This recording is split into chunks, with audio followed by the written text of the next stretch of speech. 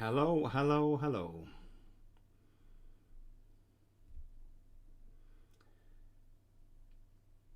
Sorry I'm a bit late.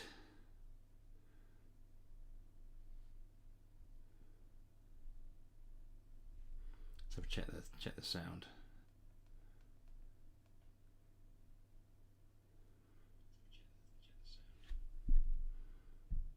Sounds pretty good to me. Hey Rob, how are you doing?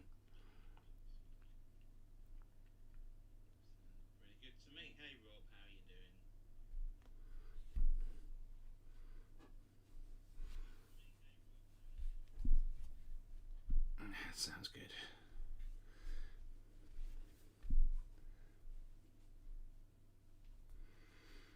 So what I thought I'd do today is just a quick catch up on how Void is going, and just general discussions about how that's all coming along. The pace at which, yeah, yeah, that was because I was playing. I've got my phone down here so I can see the chat. I don't have it on the screen. I only have one monitor. So, Cryo, how are you doing? Hey, Talahar, good to see you. Yeah, no, I thought today just talk about how the work's been coming along, and any other things, and some of my ideas and plans about how the year is going to play out. I never did do a roadmap stream. I don't know why. For some reason, it just didn't quite fit in. But I thought that we could talk a bit about my expectations and the rate at which I am writing Void, in the hope that I can get it done sooner than the date, basically. But talk a bit about that.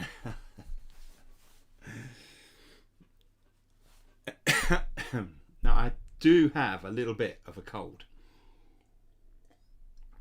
This year's been terrible. I mean, just lots of because my wife works in a school. She can bring them back, and then all my siblings have got young ones, so we go and see them. Switch to live chat. Let's do that. Thank you. Da, da, da, da. David, how you doing? Yeah, I wanted to talk about where we're at, and just a few other things. Just a few other things.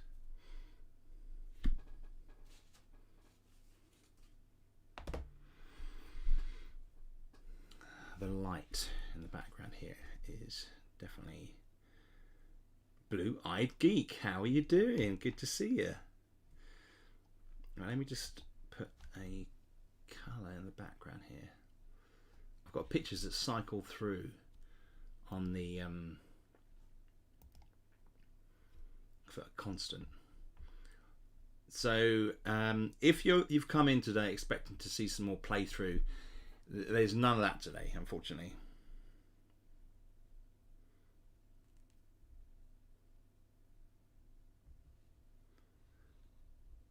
Contemplating getting things around for work here soon. Contemplating getting things around for work here soon. Getting round to doing some work here. Is that what you meant? That's a very red background.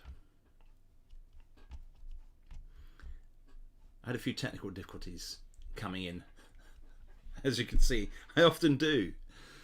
Oh man, and sometimes it's just little things like images, or just like, what am I going to have in the background suddenly. In fact, the thing that is most annoying, apart from the fact that my webcam changes its focus fairly frequently. Right, I'm going to see if I can open a colour here. Let's do that one.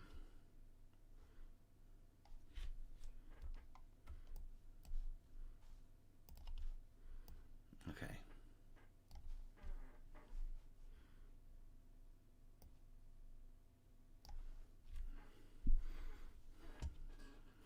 don't know. It's the lighting that does it.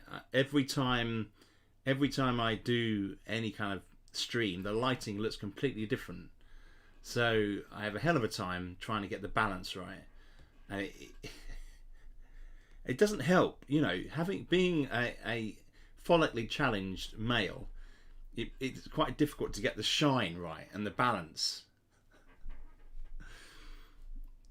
So yeah.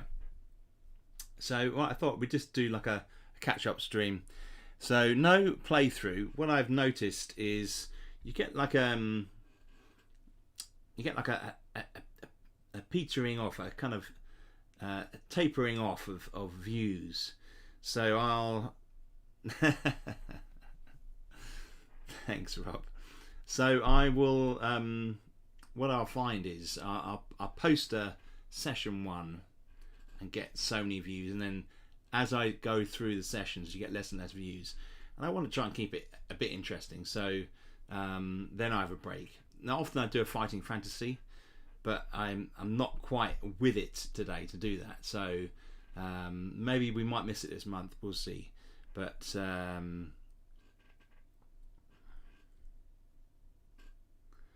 yeah, I know the feeling. Don't want to blind my chat partner with the light reflecting off my forehead. Yeah, or the side of my face. I need like some kind of. I'm not. I mean, look. Obviously, I'm a pro streamer. Everything's set up perfectly. Not. Yeah. So, how's it been this week? So since we streamed, I bit my tongue as well. God, I'm whinging a lot today. It's been a long week. I would say it's been a pretty tough week actually. We had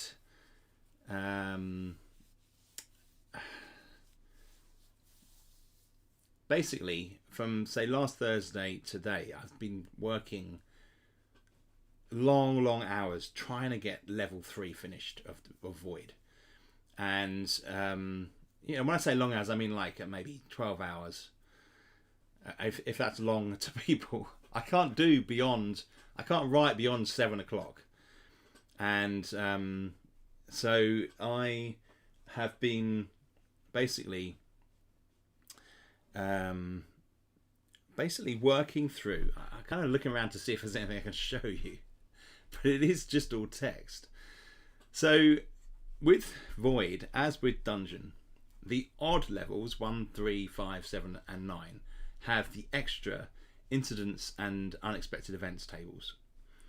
Now those are really quite intense tables.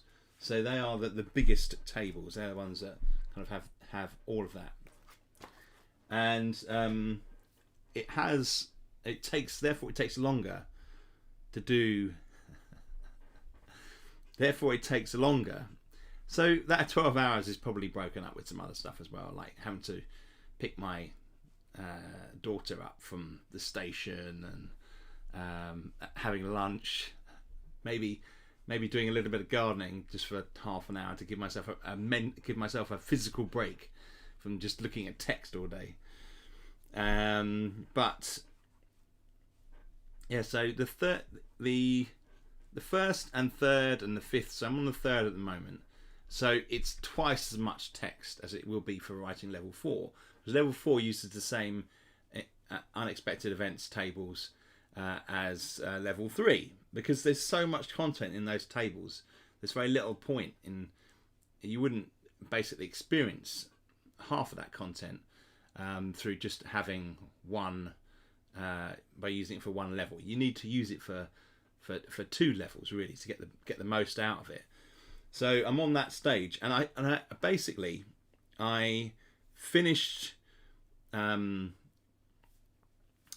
finished 98% of the text for the level. I wanted to try and get it done today because we're going away tomorrow.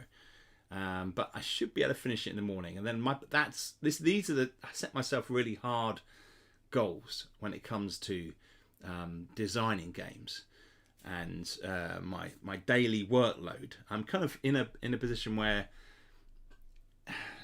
not a lot of people. I suppose people will find this hard. Working from home, you've really got to be self-motivated. If you're not, then you're going to fail. Now, this is the 5th year, 5.5 years of working full time from home, and the only reason why it works for me is because I set myself really hard targets, and I drive myself really hard. I mean, it's just me working on the content basically. So yeah, I set these targets, and they're really tough to meet, and I rarely meet them. But if it's a day after, then I can consider that a success. So if I get this done tomorrow morning, then that for me is a big bonus. So hey Tyke, how you doing? Keith even, how are you doing? Good to see you. Yeah, just doing a little sort of catch up stream today. If you've got any questions, put them down in the chat there. Just trying to. So basically, I'm outlining this week's work, and it's been mostly focused on. It's mainly focused on this level 3, but and that's largely been my focus. I've been doing a few other things. Good. I'm glad you're doing well, Keith. I've been doing a few other things. You kind of have to mix it up. So actually doing the alien cards is kind of like a different sort of work. So I get the artwork from Jake, and then I cut it in, and I'm making the cards up, and it's stats, comparing stats. It has a different sort of feel to it. It's not so intense as it would be if if I was just doing the text. I put the text for the tables into a Word doc, and I send it out to my guys, and they have a look at it and go through the text. Quayos says, yeah, I work from home full time, and learning to stay motivated was a challenge at first. It really is a challenge. I think one of the things about working from home is if you don't have the work, it suddenly becomes really obvious, because you've got so much time, in a sense, that is kind of pure work time. I don't have any work colleagues around me distracting me, although I do have distractions, which has become a bit of an issue, because I've got children, and they need lifts, and I take my wife to the station in the morning, and that isn't a problem. It's just that they all add up, and so I have struggled over the time. Jeff, good to see you here. Just doing a little catch up, Jeff. Just touch base with people, let them know how the void's coming on. And as I was just saying, I'm like 99%, 98% done on the text for level 3. I tried to get it finished today. I'm like, you can see my eyes, I'm tired. And if I didn't succeed, I basically am at the read through stage, and I want to read it through thoroughly before I send it through to you, Jeff and Mark, and then put it into tables, and then send it to the testers. So I'm gonna have some stuff to send to you tomorrow, and then I can have a bit of a break for a day or two from writing these tables, which is driving me insane. But it's a lot of fun. The insane part is the idea generation. It is completely crazy, and I draw on lots of inspirations for the ideas. A big source of inspiration for me is I'll do like an image search online, and I can look at stuff, and it triggers words, and I'll look up stuff in the thesaurus and give me other words, and just on Google. So it might be looking up stuff like what sort of containment facilities are there? And it will give me like a list of stuff, and then I'll adjust that accordingly, but depending on the level or whatever the situation is. John Ross, good to see you. I have I have a cat. Bloody hell, the cat is a distraction. She's a little sweet little slim thing, and she's always wanting. There's the build up to the food, so she'll come and hang around my feet and distract me, or stand by the door and want to be let out, and then not want to be let out when I open the door. That's sort of standard thing. But the weather has been nice the last couple of days, so I've been able to have the door open, and then she's not really much hassle at all. It's just during the colder climes when Freya she's a pain. But so I've been working hard. On that. So, and additional tables all done, large rooms, small rooms, and with this new book I've got the large rooms infrastructure. So Keith is here. Yeah. Can you not see him on there? He's Tyke 57. He's a right Tyke. And so it's been mentally exhausting. I'm exhausted the last week actually, and it's really it's a good feeling though. I consider myself an artist in a sense. It sounds a bit pompous, but I studied art. I did an MA in art, and I did the beginning of a doctorate in art. So it's a practice to me. So I get great satisfaction out of producing creative works, and that includes my writing. In fact, my writing has been my biggest form of expression. So despite my drawing, and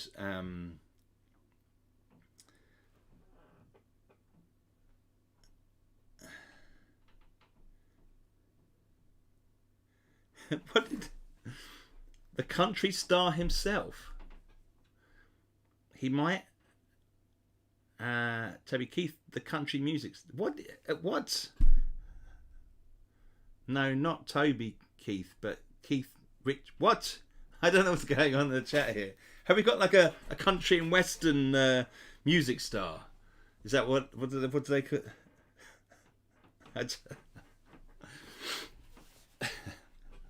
Explain yourself. So that's largely been it, but I've been doing a few other things and I wanted to talk about those. And there's a bit of a build up to, there's been a few projects which I haven't really spoken about, but I've got a clearer plan because of the progress I've been making on 2D6 Void.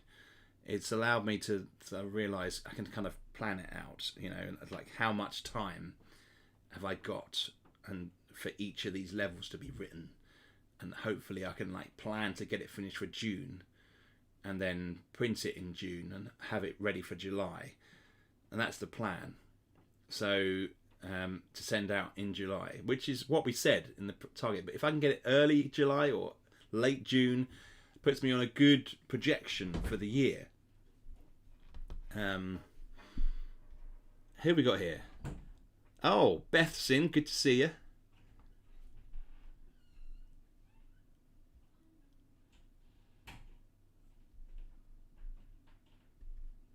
Oh, I see.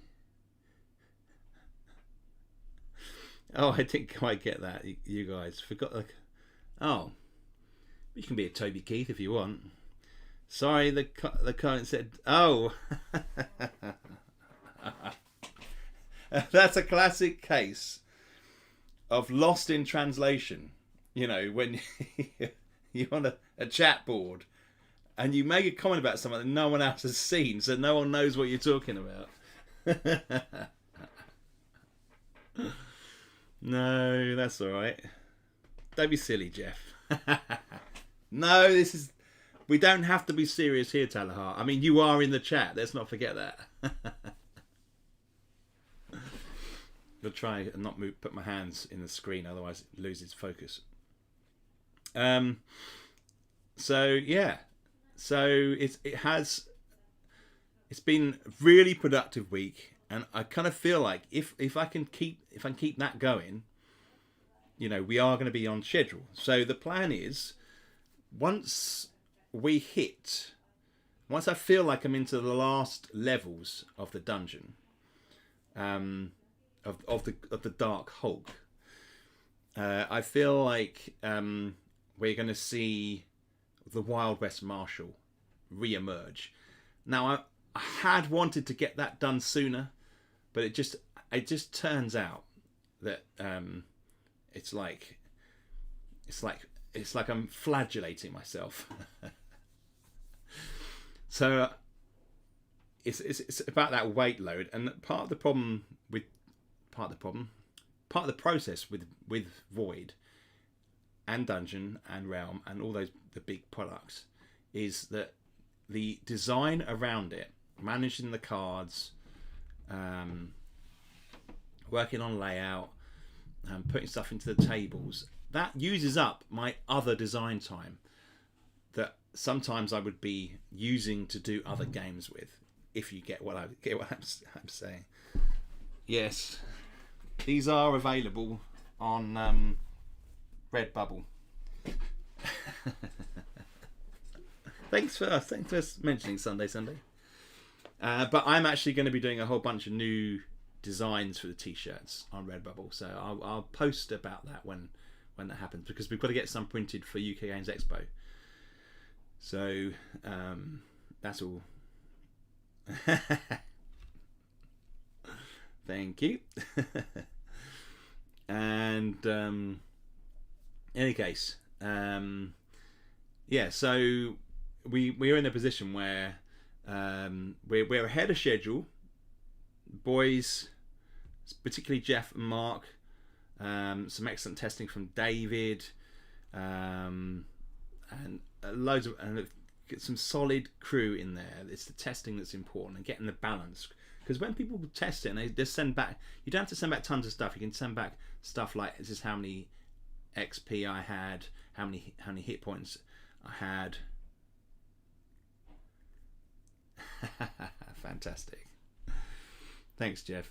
Yeah, I you know, so you know, it's all about the balance. But I think bringing it back round, you know, I feel like we're in a really good place. I think as a business, and thanks, David. I'm going to put new ones on there. So I don't know whether you want to hold off. Well, I'm telling you to look at the t-shirts, but there's going to be some new designs. I'm taking one or two off and putting some new ones on, because we've got a print for the expo. So with any luck, we're going to coming up for the UK Games Expo, which is the biggest games conference in the UK. I think it's like something like one of the largest footprints for a games expo. I think last year they were saying it was a larger footprint in the main hall and area than Gen Con, which is quite amazing. But in any case,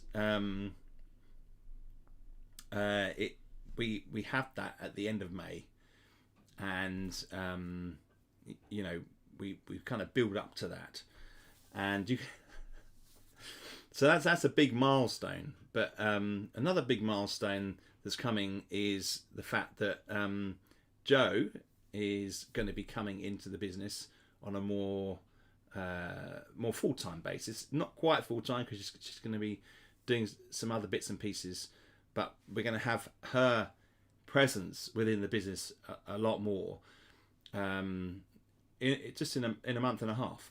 So that's a big deal for us. So she's quitting her main job and coming into DR Games, and so because I'm trying to be as transparent as possible here. Really, it's kind of hopefully people are interested in hearing about how our business runs, but she's going to be more available, more kind of when she works in the business, it's going to be less of trying to fit it in at the end of the day, and she's going to have more time and more more quality time with the business. So she'll be able to set herself more of a realistic schedule. Quite often, she comes in because she does. Yeah, thanks, Jeff.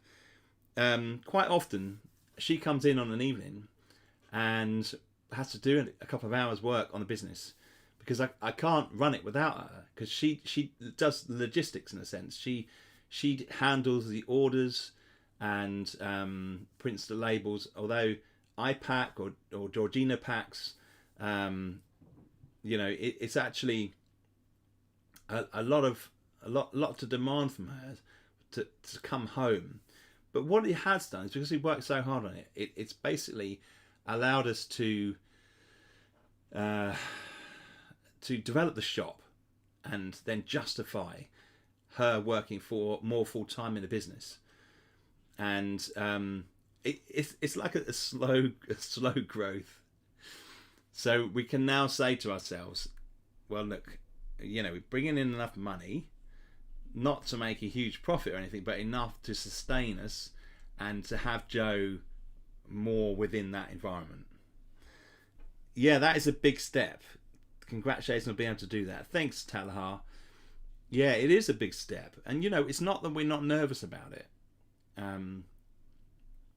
But it does mean that we have to slightly adjust our projections. So whereas before, potentially I could say to myself, I could justify to myself, right, we do one big project a year, and maybe a couple of small projects, a couple of small kind of things. Now, realistically, the goal is to do 2 big projects a year, and do them through Kickstarter, because Kickstarter is brilliant. I mean, if you've watched any of Matt Colville's videos recently, MCDM, he talks well about the reality of kickstarting projects for small companies, and we're a really small company, and he calls his company small. We are titchy. And he talks about how realistically, when you kickstart something, you get a lot more people buy your game. You just do. So I was soft launch something like IST, Intergalactic Space Trader, as a smaller product through the website. And what that does is it just feeds into sales. There's no big hit. There's no big thank you for making this type thing. It feeds into your sales, and you just hope that it gathers a bit of momentum and people like it. But there's never going to be something that could sustain you if you didn't have a job. So if you they're not like big pay packets. They just add to the momentum of your company, so you can build your catalogue, if you like, of games. And I would like to do that, but with the Wild West Marshal. But at the moment, the reality is I need to kind of refocus and say to myself, I need to get this current project done. And by having Joe here, it's going to free up me more to be able to focus down more time into the main projects, rather than having to deal with other things that are distracting and not business focused. If you see what I'm saying. So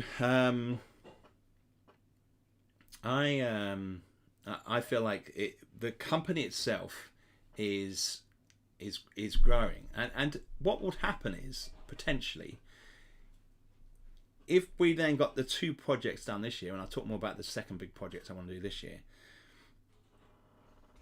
IC was my entry. I didn't even know about 2D6 back then. Yeah, but that's great. If that's a good case there to say that these other games have other benefits other than just making money, which isn't.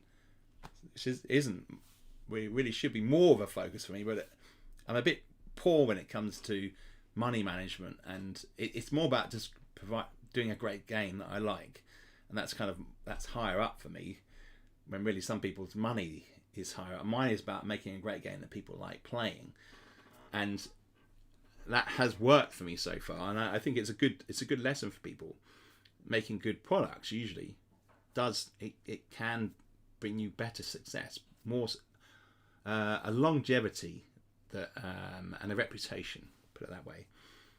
I mean, things can go viral, sell a lot, and not be great, but then they don't then get follow-on sales, or the next product doesn't sell. This for me is what I want to do the rest of my life. You know, that and writing. You know, and maybe authoring. Recreational maths. Yeah, I mean, you have to in some way have a realistic plan. So this year, we've had 2D6 Void funded very successfully. Want to get that finished by June, July, and then September. I want to be funding. I want to be starting the next big project. You know, so you know, and like it's the fundraising process. Excuse me.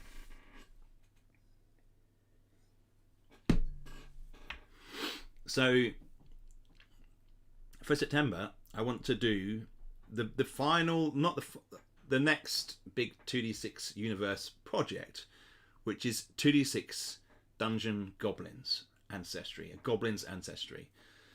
So that's the two big projects earmarked for this year. So Void and Goblins. That's where I want to be. I think, yes, Goblinoid Dungeons, yes.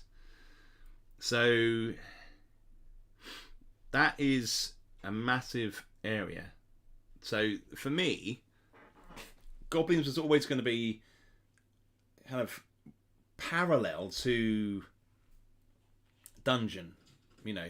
So you kind of have Human Ancestry Dungeon, which is what the core game is, and now we're going to have Goblins. I'm excited about doing the Goblins. I'm still excited about Void. I'm loving Void. I'm working in lots of kind of exciting new themes, lots of levels. So we've got the levels are going to be quite unexpected. In some ways, quite fantasy. We've got stuff like zones which have been sort of taken over by aliens, and the AI has allowed that to happen because it can see benefits through doing that. There's going to be explanations for stuff like this. I came across 2D6 Dungeon by accident on your tube last year. I'm so glad I did. Thank you, Beth. Paul, good to see you. Just joining. Golly, Goblins. Yes, it will be Goblins. Now, I'm excited about the Goblins because the world of Corradine is very much about lost histories.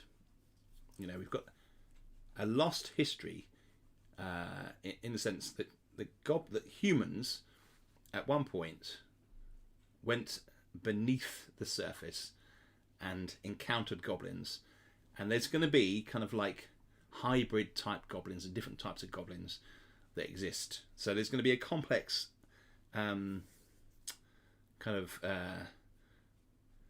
what would it be, like a genome or complex heritage to the goblin world. So I'm looking forward to writing that. And it's also been fed by my desire to spend more time. Hang on. To spend more time writing fiction for the world. Now, I don't necessarily see this as a way of supporting the business, to be honest. But I'm enjoying doing a bit of world development for Corradine. And at the moment, it strikes me that I could quite easily transfer that into a novel. So that's the long game. So, you know, that's going to coming down the line. So you're going to start to maybe next year, maybe or maybe later in the year, maybe there's going to be some more fiction to support the world, the lore of Corradine and the 2D6 universe. Now, I don't know what people feel about that. Blue Eye Geek. So does the end up leading to goblins in space in the future? Well, not in this current state, because 2d6 Void, there may well be. You're not wrong. Down on the planet, there may be goblins, but they're going to be deep underground. So that's kind of like a set. I haven't really actually thought about that, because my mind is about the Dark Hulk, and the Dark Hulk is totally alien.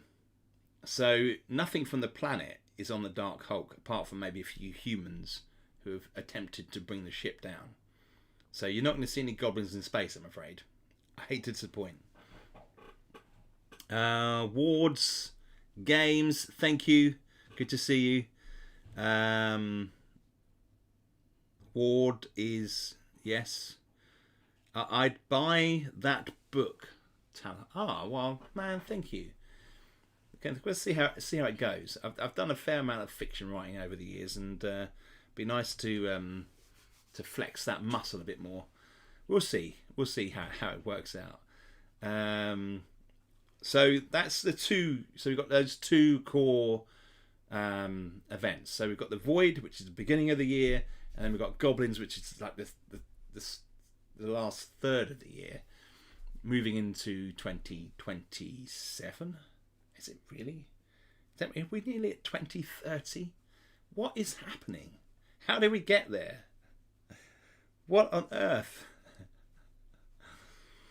Anyway, I mean, I don't know how much longer we've got left to do stuff like this, have we? I mean, who knows what the future's going to hold?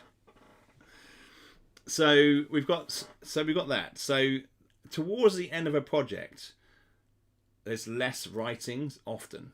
I've got a lot of it done. I'm finishing off the layout and stuff like that. But during that time, I think I'm going to have time. So we've got the Wild West Marshal. Now, quite a bit of that is done. And I keep teasing this, and I'm sorry to keep saying it, Jeff and Mark. Time goes faster when you get older, Rob says. Maybe. One thing I definitely do is I definitely appreciate my time more. Put it that way, as I'm getting slightly older. But yeah. So Wild West Marshal is. I'm going to drag it out. We're going to get that bloody game done. And get it done. And it may be that I'm talking about the funding process. It may be that I fund that for a couple of weeks, having known. I don't know. Tell me what you think about this, you wonderful people. If I finish and fulfill Void, people get their game. It's always one or two that takes longer to get to for some reason. And then we've got like a few weeks. Now, I've already made Wild West Marshal and it's completed by then. If I funded Wild West Marshal for a couple of weeks and then fulfilled it immediately, and then did another Kickstarter, is that OP? Does that look like a money grabbing, or is that just me trying to utilize the best for the business? You know, is that me trying to say, I want more people interested in the Wild West Marshal. Here's the opportunity. Do it. Now, if I just launch it on my website, people never get to see about it. You know, whereas it's like a big banner you can put out when you do Kickstarter. All the thousands of people that have backed your games before suddenly get a notification. I don't know what people feel about that. But even if I don't do that, we've got the two main campaigns this year, and we are properly rooted in the 2d6 world.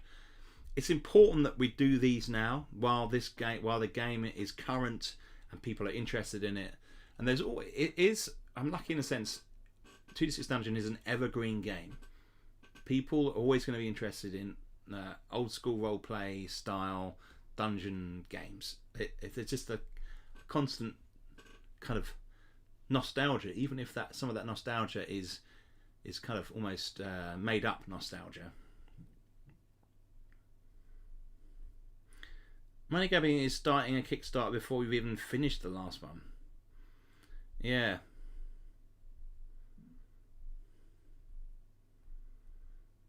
If the quality is there, then it's fine. That's a good point, actually. Yeah, that's a good point, Rob. Yeah. I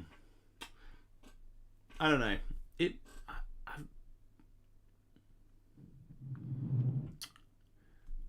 So those are so we want to get the Wild West Marshal done before September, but in the second half of the year, I want to do the IST expansion. Now I've done quite a bit of work on that, but as I often do with stuff, is I set myself some parameters, and those parameters expand out a little bit, and I find myself wanting to add more to the game. So because I can see just it's going to add the extra replayability. It's a bad habit. I mean, I've reined it in before, but there's no doubt about it. If I pay attention to it and listen carefully, it does definitely pay dividends when I make my games have a replayability factor. Because nothing worse in my mind is you get a game, you play it, and then you think, oh, I don't really want to play that again, because you know you're going to experience exactly the same thing. So for me, it's always a focus is to try and make something replayable, even if it's a basic game.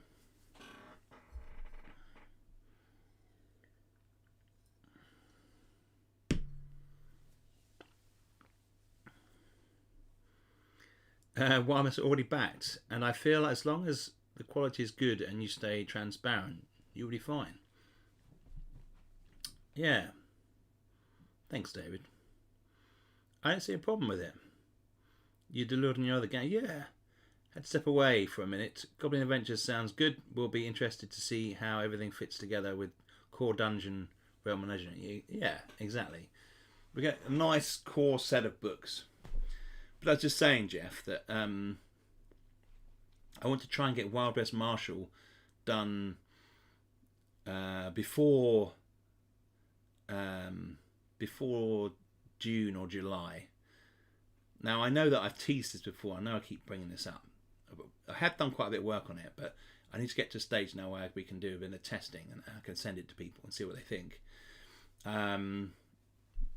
So that's that one. And then in the second half of the year, I want to be able to do the expansion for IST. Now, IST is actually one of the most popular games that I've made. It's because it's cheaper, but a lot on itch.io, thousands of people have downloaded it. So it's a game that I think people would enjoy. Oh, hey Alan, how you doing? It's funny you bring this up because I saw something similar they do on GameFound with express shipping. Yeah, I know. I was thinking about GameFound and the possibility of using GameFound and Kickstarter. I think with either platform, with Kickstarter, I've developed a big community. I have no community on GameFound. Potentially some of the games that I put out there I could support through the people that I have gathered through Kickstarter, and I can email them to go to GameFound, but I don't know whether it's a difficult decision. You know, it may be something I can play with because Wild West Marshal, although GameFound is generally more big board games, where Wild West Marshal is much more kind of indie solo player western. You know, it's much more niche. And if you remember that big poll we did, there was only like 2% of people that were interested in playing Wild West games. So, yeah, we'll see. It is a tricky one. So, yeah, that's pretty much the long and short of it. So, first half, finish off Void and do the Wild West Marshal, and then second half we got Goblins, and then we've got the expansion for IST. And I think if we then come out of this year with Void as a product that's on our website and has been fulfilled, and then we're going into working through Goblin Ancestry Dungeons into 2027, I think we're in a really healthy position. As I say, the catalogue's building all the time, and on top of that, I want to add some fiction. So it would be nice to move to at some point have a novel, maybe a gritty novel set in Corradine, not necessarily in the Highland, but in part of that world, and I could draw upon the lore that I've created for the planet and the creation, and use that as part of what that is. I think that would be pretty cool, and we're working towards that. Talahard's hyped for the IST expansion. Yeah, me too. I've really enjoyed it. The expansion, hopefully this sounds interesting to you, is basically going to be a catalogue of planets and a map. So rather than generating the planets, you have a set of planets you can go to, and they are connected. They're connected through pathways, if you like, and you can go to those planets and pick up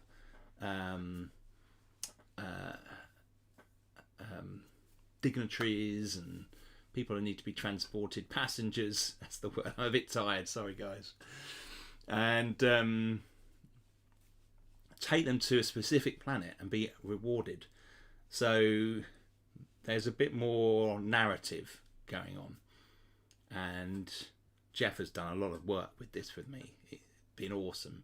We should all give Jeff a round of applause for this particular one. And I mean, the amount of Jeff and Mark have been so supportive, which has been fantastic. Thank you, guys. And yeah,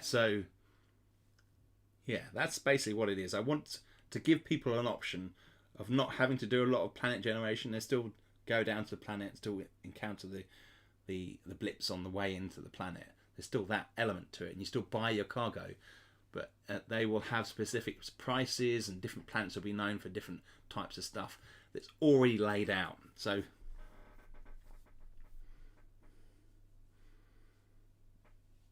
and Tatlar says, once you have that Corradine novel, you know full well that people will want to play that. Well, I don't know, actually, Talahar. Do you think that's the case? Because David, oh, thank you, David, for your playtesting. It's been really useful. The playtesting has really helped. It's given me confidence and allowed me to sort of push on with the writing, with the current levels. So I really appreciate it. Thank you, and have a good day, David.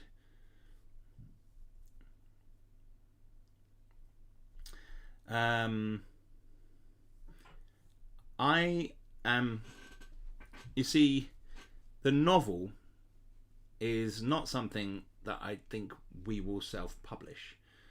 If I'm going to write a novel, I want it to be published. So the approach that I'm going to have initially, whether it work or not, it's obviously a certain amount of arrogance on my part to assume that any publisher would want to publish my book, but I want to see if it's possible, because I just feel like we're probably not a big enough operation to be able to handle that as well. Because pushing a novel and doing all that side of it, it kind of is quite a involved process that I don't know really anything about. So I want someone else to do that for me. So the idea is, hopefully, and I know that this is true because I've seen novelists talk about this, that their publishers now look to people who have a network, who have a group of people who know what they do. So as we move forward, and naturally more fiction comes out of what I do, it would be good to get some stuff written and send it to some publishers and see whether they want to get involved with this theme. We'll just have to see. It's pretty. I don't know, but there is a massive market out there. People, so much reading goes on still. You know, it's still a huge arena. But it's also about developing the IP, and I want to sink time into the EIP, and make it. I think in this day and age, I think people don't quite get it. The fact that you create, I think it's worth exploring. You create intellectual property. That's where the value is, because there are so many ways of making that come to life for people. Everybody consumes their art in different ways. If you can kind of cross that bridge and transcend all these different areas, you know, you can bring your art to a much wider community, and that's kind of what I want to do. You know, that's it. I kind of feel like the opportunity is starting to arise for me to be able to do that, you know. And when you're working in a very niche area like solo RPGs, you know, you're always looking for opportunities to shore up your business, because, you know, I can't plan for next year because I am reliant on the Kickstarters being successful. So you can try and save, admittedly. So you've got like you've got a certain safety net, but the reality of it is, you know, your income fluctuates. Thankfully, it's going up, but you know that might change. So how can I take this product that has been so well received and turn it into something that is going to sustain me and my children, and hopefully my grandchildren when I have some. I'll send more Void feedback soon, but my main takeaway is that the avoidance of the outside hull leads to smaller area to explore before being forced to level 2.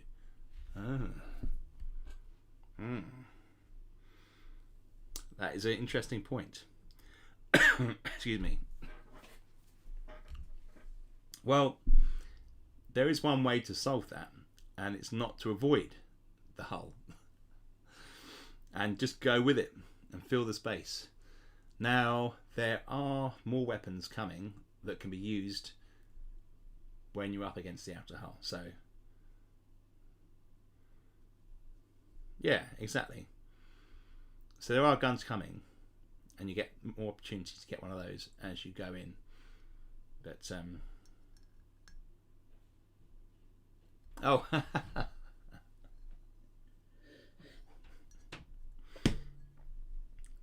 Paul, I didn't even think that would be something that someone would want to do. But I guess it kind of makes sense. But there are set parameters in this. It's not like Dungeon. You are meant to have set parameters of the size of the ship. So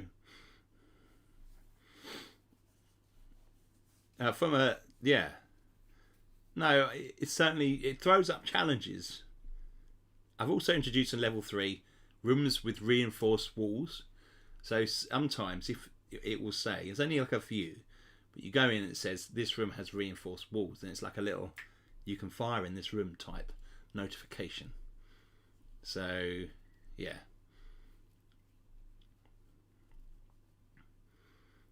Talahar, have I sent you a copy? Man.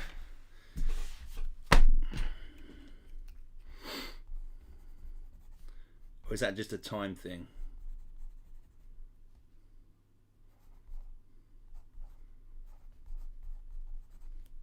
I'll send you a copy anyway.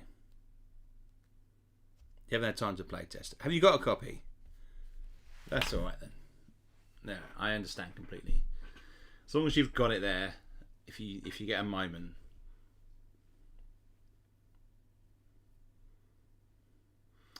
Force me down to level 2. Don't have a copy. Okay. Talaha. What's your don't put your email in there, but what's your first part of your email? Because you've got a different email, haven't you? It's not talaha@google.com. Just put the first little bit. Don't have to reveal your email to the world. Because you didn't. What was it? Ah, thank you. I knew there was something different. That's one of the challenges for me is remembering everybody's separate handles, the different separate names. Yeah, so it's a massive year in the world of DR games, which incidentally is short for Dark Realm games, not Doctor games. Okay.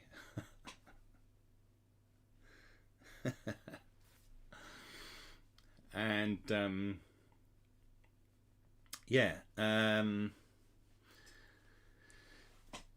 Joe coming into the business more. You might as well say full time. You might as well say Joe's full time in the business. You know, the amount of time work she puts in. I mean, she's almost virtually full time anyway. 2 big projects a year, up from the 1, because we did 1.5. 2 separate smaller launches, which I haven't sure how they're going to be dealt with, and development of the first Coradine novel. So there are lots of things going on. Plus we've got UK Games Expo. Plus we would like to do another conference somewhere. Especially now Joe's kind of going to be... She loves doing stuff like that. Double the stuff, double the projects. Yeah. I know.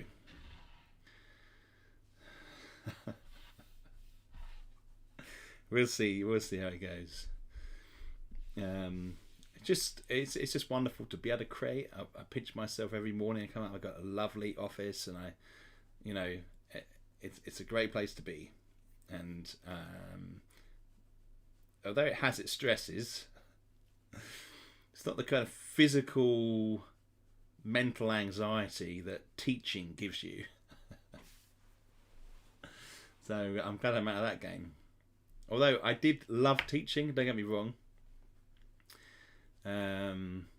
It's just this feels like giving so much more and fulfilling that need to create, which is always can be very frustrating. I'm always rooting for your success, says Paul, as I love your career. Oh, thanks, man. Thank you. That means a lot, Paul. Thank you. No, that's it. That's what it's about. I want people to enjoy what I do, and I just want to be able to do that more without any other, with more focus. So we're gonna get there. So I think that was largely what I wanted to talk about. That's kind of like a roadmap stream. Where we're going, what we're doing. And then in 2027 it's going to be, hopefully we're going to have a little bit of a cushion to be able to launch our next big game. So I've talked about this in the past. I don't quite know what it's going to be yet.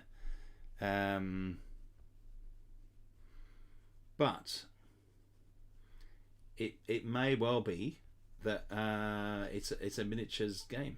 It may be, we'll see. But it may not be. It may be a role-playing game. We'll see. I need another game alongside 2D6 Dungeon. Because that's my baby. That's the thing that keeps me doing what I'm doing.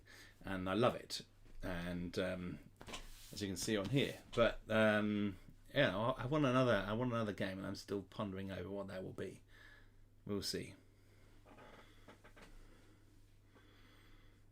Tala says, I still need a link between Alien Sanctuary and IST. Someone's... yeah. I don't know about that.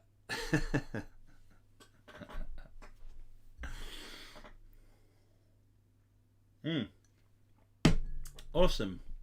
So I am going to leave it there. Hopefully tomorrow morning, which will be your evening, I think, Jeff, or maybe not, I will get level 3 out to you. Then Joe and I are away for a couple of days, so I won't be doing as many emails over Friday and Saturday. And we're going to Stratford to see a play, Henry V. Shakespeare is a great influence for me. He has the work has always has kind of inspired me throughout my life. So yeah, we're going to go and see Henry V on Friday evening, and then have a little wander around Stratford on Saturday. So unless anybody's got any questions about the plans, just let me know in the chat.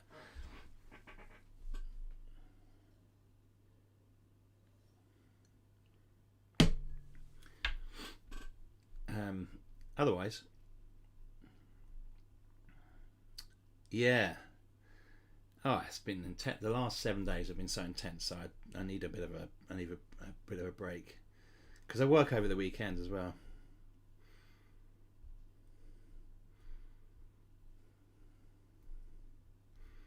Yeah, Jeff, and I'll email you as well. Are you in Buffalo at the moment? I think you are, aren't you? Thanks, Blue Eye Geek.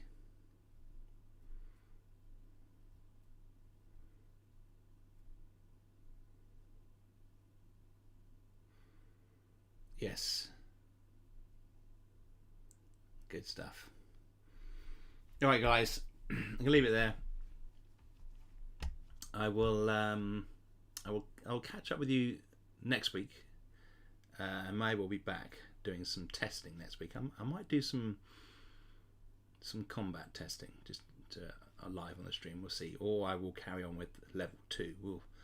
We'll see how it goes. But I will catch up with you. Have a good weekend.